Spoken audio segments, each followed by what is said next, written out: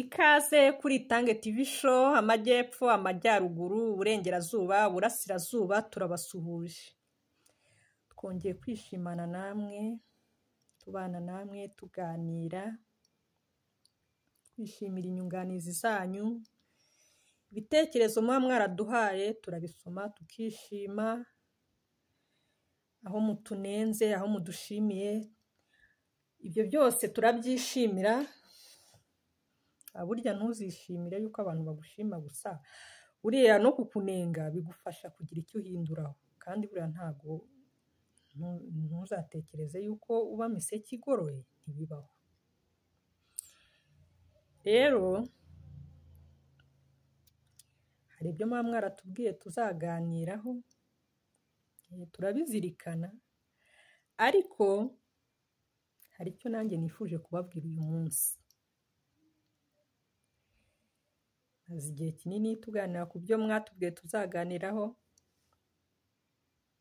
ariko noneho hari icyo tugiye kuganiraho.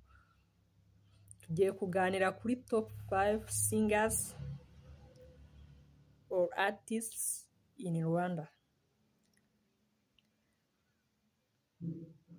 cyangwa se urutonde rw'abantu 5 b'abahanzi cyangwa abaririmbyi mu Rwanda. Ni ukuvuga ngo urwo rutonde rw'abo baririmbyi cyangwa se abahanzi ngiye kuvugaho, urumva abahanzi ni benshi, ariko urwo ngiye kuvugaho ni ababaye iki? Ni ababaye inkingi za mwamba kubo tubona ubu ngubu. Ubu ngubu turabona Marina, tukabona The Ben, tukabona Roskana, tukabona Bruce Melody, tukabona Riderman, King James n'abandi n'abandi. Ariko kuba tubabona baduha ibyishimo, tunezerwa, tujya mu bitaramo byabo, ni ukuvuga ngo hari ababigizemo uruhare. Hari icyabaye ngo abo bantu babe bariho ubu ngubu bari kuduha ibyishimo. Hari icyabaye ubu ngubu ngo tube tujya muri za karaoke, ngo tube tujya mu bitaramo runaka. Ni ukuvuga ngo ibyo ngibyo dukwiriye kubizirikana. Ni ukuvuga ngo rero ngewe umuntu wa mbere ngiye kubabwira umuntu bita Victoire. Victoire mu mwaka w'ibihumbi 2004, abamuzi ni umuhanzikazi wamamaye muri uwo mwaka. Victoire yazanye agashya kameze gatya. Ubundi hari abahanzikazi tumenyereye, bazi kuririmba, tuzi nyine, ariko ni ukuvuga ngo bariho, ariko kugira ngo uzabone abandi bari kuzamuka byari bigoye. Victoire rero yarababanjirije. Ndibuka yatangiriye ku ndirimbo yitwa ngo Urwo ngukunda. Nari nabwiye bose ko ngukunda, bagira ngo ndashinga baratwenga, nabwiye n'ababyeyi barikanga, tikamwe ariko natwe twakabigenze. Ni ukuvuga ngo Victoire yatangiye kuzajya akinwa kuri radiyo Rwanda, yasohoye indirimbo nyinshi, harimo Urwo ngukunda, hariho indirimbo yari icurangitse mu njyana ya gakondo bitaga Ngwino urare, indirimbo z'igifaransa, indirimbo z'icyongereza, abazi Victoire icyo gihe yabaye inkingi ya mwamba, yaradushyuhije. Gusa ikintu kibabaje ntabwo ari kugaragara. Nyamara Victoire yakoze ikintu gikomeye cyane. Uwundi muhanzi nababwira, umuhanzi bita Makoni Koshwa. Makoni Koshwa yaje mu mwaka w'ibihumbi 2006. Mu bihumbi 2006 icyari kiriho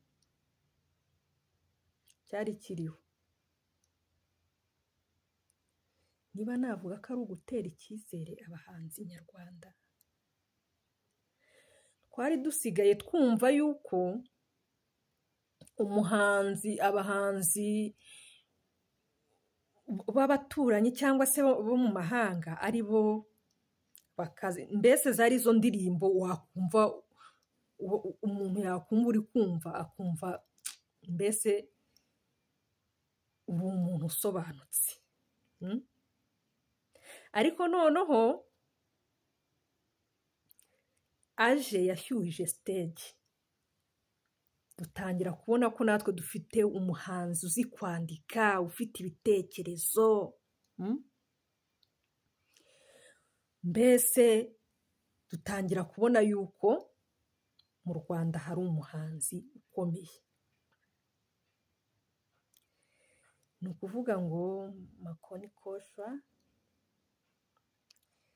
yaraje atangira kujya yerekanwa ku mateleviziyo, kumvikana ku maradiyo.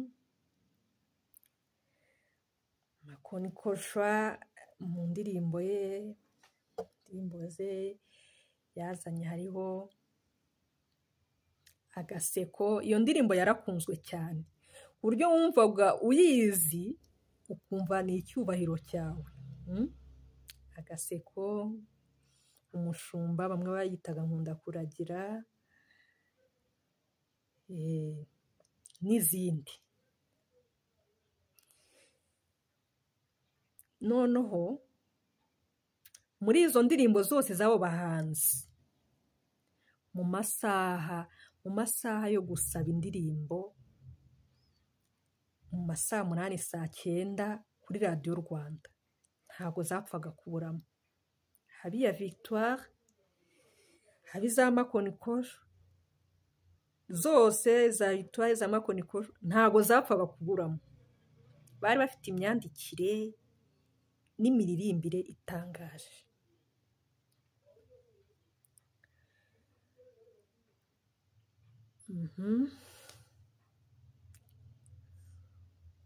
Uwundi muhanzi waryoheye amatwi y'Abanyarwanda, agakangura Abanyarwandakazi, ndetse ubu ngubu uko bahagaze ubu ngubu nakubwira ngo yabigizemo uruhare rukomeye.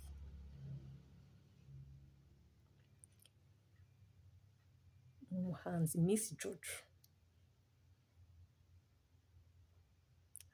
umuhanzikazi Miss Jojo yamenyekanye ku ndirimbo bita Mbwira. Miss Jojo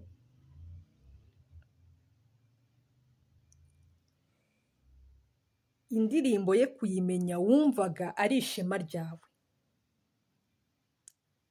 Twatangiye kumva ari abahanzikazi badasanzwe baje muri twebwe. Niho noneho twatangiye kumva yuko ushobora no kumva umuziki nyarwanda, atari ukuvuga ngo urumva indirimbo zo muri East Africa gusa ngo wumve. Mbese noneho umuziki nyarwanda utangira guhabwa agaciro.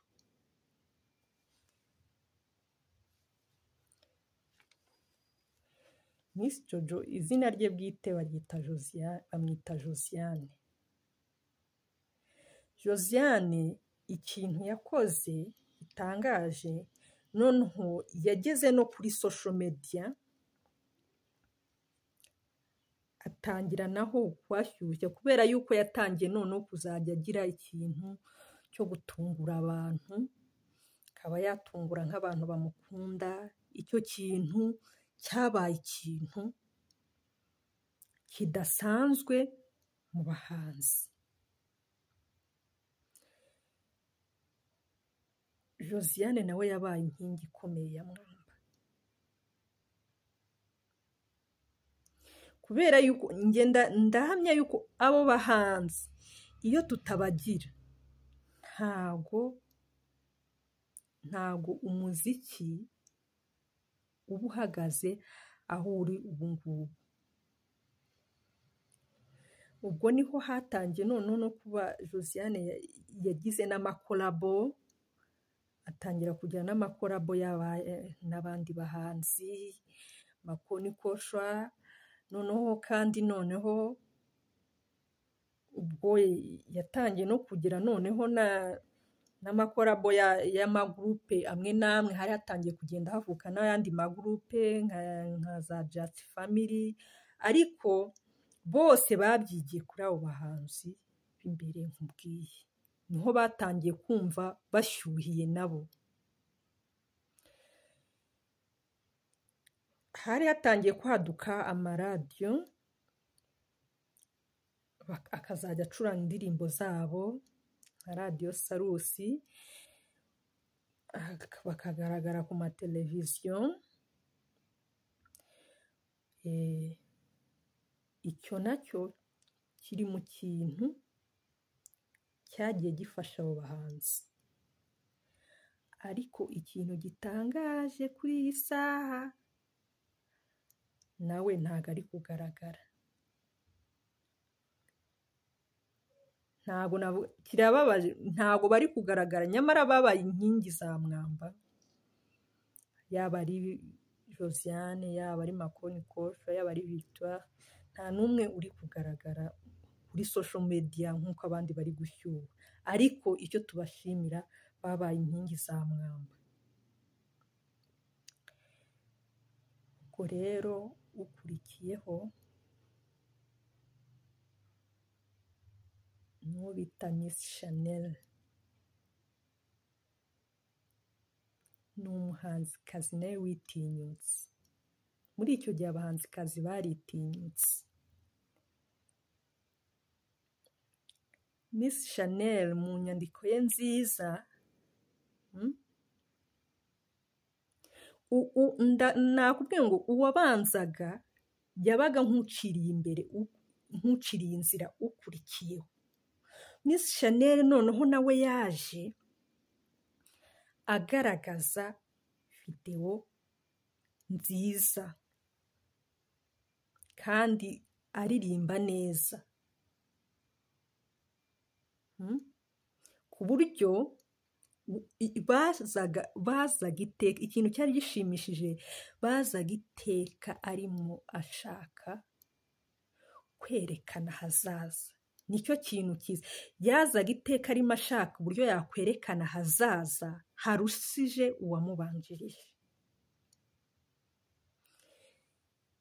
Miss Chanel yaraje akajya agaragara ku mavidewo y'amateleviziyo, Miss Chanel agakinwa ku maradiyo.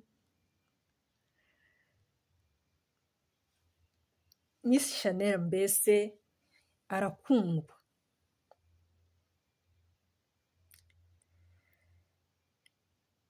Mu ndirimbo ye zakundwe harimo Ndarota, hakabamo n'izindi, ariko iteka bazaga bagerageza gushaka guteza imbere,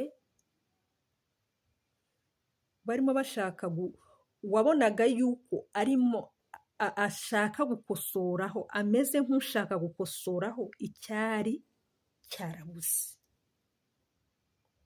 Ni ukuvuga ngo yazaga ashaka guteza imbere umuziki nyarwanda, yazaga we ashaka gukosora.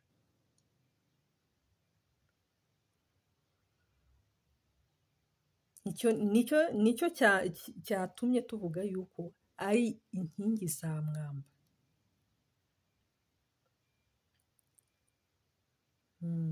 Cyangwa muri kubyumva.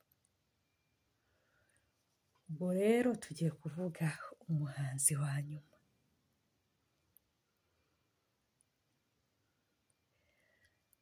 Ndatekereza ari uwuhe rero? Ariko ndabona abantu bo muri izi generasiyo barimo baragenda babibuka.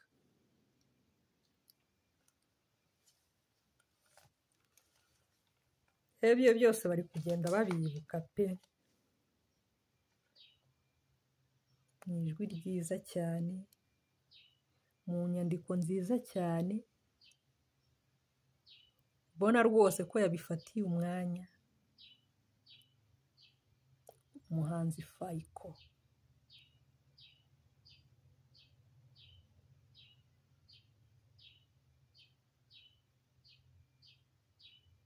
Mu mwaka w'ibihumbi 2010.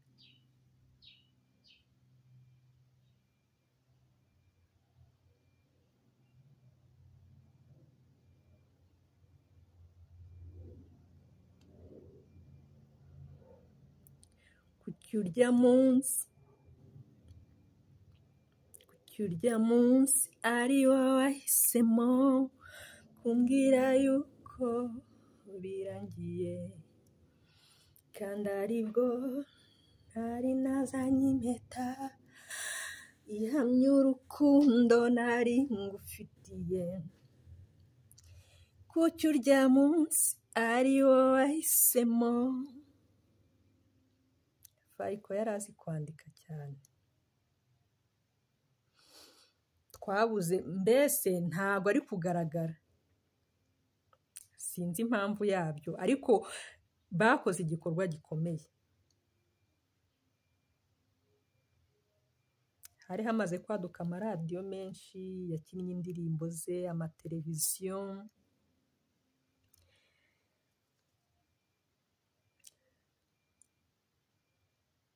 Harimo indirimbo bita Igikomere, Uranzi, Ese uzanyihanganira. Izo ndirimbo zose ni iza Fayiko.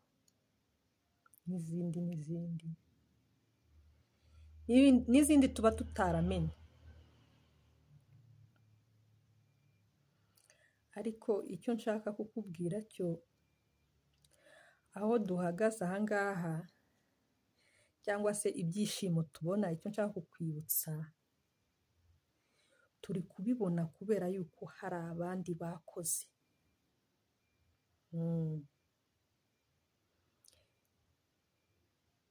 Umutekano tuwufite kubera yuko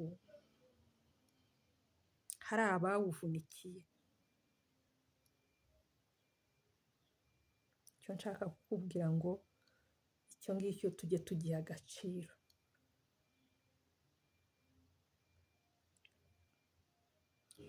Inshuti za Itange TV show rero, ndabashimiye. Ibiganiro byacu nakagaruka. Ciao ciao.